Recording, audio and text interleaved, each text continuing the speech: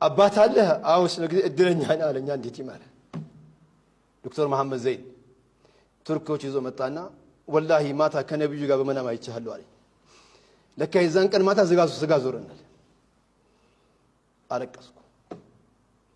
ይሄ እንደው ሐቂቀተን ለራስ ፈክር ሳይሆን የምታደርገው ስራ አላህ ጋር ምናልባት ቢሻራ ሊላክል ይችላል። አብሽር ልትባል ይችላል። አታውቀው። አዎ ተርቦ ተጠምቶ የምታለብሳቸው ነገሮች ላይ እስታይ ኬኮች አዘጋጀን፣ ምግቦች አዘጋጀን። አይታሞች ኢድ ቀን ከነሱ ነው የምናሳልፈው። አብረን ከነሱ ጋር መስጊድ ላይ መድረሳ ላይ እያሳለፍን እያለ በዚሁ አጋጣሚ የሀገሪቱ ጠቅላይ ሚኒስትር አብይ አህመድ ከታከለ ጋር አብረው መጥተው ጎብኝተዋል ማዕከላችንን። አረፋኒ ሀጅ ነበርኩ የዛን ጊዜ። እኛ በምናዘጋጅበት እንቅስቃሴ ላይ በቃ የጫወታ ሰዓት አለን፣ የእንቅስቃሴ ሰዓት አለን። እስኪ እንትናችሁን ጻፉ፣ የወደፊት የምትሆኑትን ቪዥናችሁን ጻፉ እስኪ ስጡን ስንላቸው ጊዜ እዚህ ላይ ጽፌዋለሁ፣ እዚህ ላይ አስቀምጬዋለሁ። ወደ 500 ምናምን ወረቀት ሰበሰብን። አንዳንድ መስመር ግለጹ ነው ያልናቸው። ሁለት ቃላት ገለጹ። ከዛው እስከ ውስጡ ከጨመኩት እዚህ ውስጥ አለ። አንድ ሴት ምን አለች መሰላችሁ? አባቴ ሲኖር ስናፈጥር ደስ ይለን ነበር። አሁን እኮ እሱ የለም። ቤታችን ጭር ይለናል ስናፈጥር። አንዷን ደግሞ ሳነበው አባቴ ቁርአን ካከተምሽ እወድሻለሁ ብሎኝ ነበር። አሁን ማክተሜን ቢያቅ እንዴት ደስ ይለዋል። አኺራ ነው ያለው።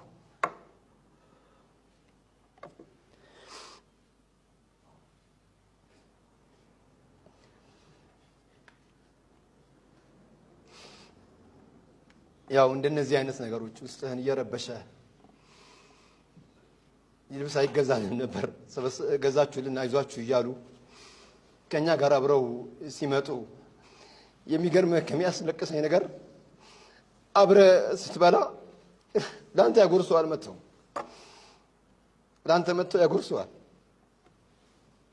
በዚህ አጋጣሚ ማረሳቸው አሉ ጀማዓዎች የቲሞች ተራቡ ስንላቸው አይዟችሁ እያሉ የሚካድሙን ብዙ አሉ።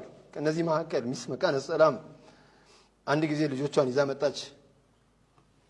ልጆቿን ይዛ መጣ አስለበሰቻቸው፣ አዝናነቻቸው፣ እንትን አለች።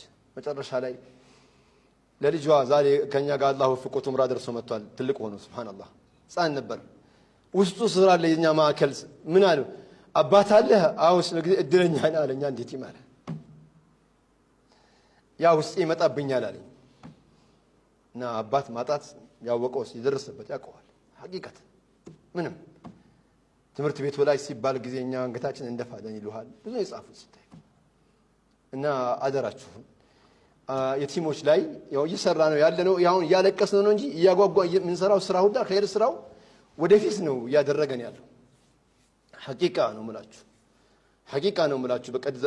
በቀደም ነው የመጣሁት። አሁን በቀደም እዚህ ጋር ከዑምራን የመጣሁት ትላንትና ረውዳ ገብተን ነበር። ረውዳ ነብዩ ጋር ሰላሙ አለይክ ያ ረሱላህ ብለን ረውዳ ላይ ገብተን ብዙ ሰዓት ቁጭ ብዬ በጣም ዱዓ አደረኩኝና ወጣሁ።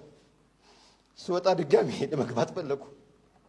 ፖሊሶች ሲከለክል ጠጋ አልኩና አበሻ ላይ ኮይቲ መካድም ማለት ነው ናግባ አኺ ይሄ ዱንያ ነው። አኺራ ላይ አላህ እንዴት ነው የሚያደርገን? አደራችሁን በያላችሁበት እኛ ጋር ብቻ መታችሁ እርዱ አይደለም እላችሁ።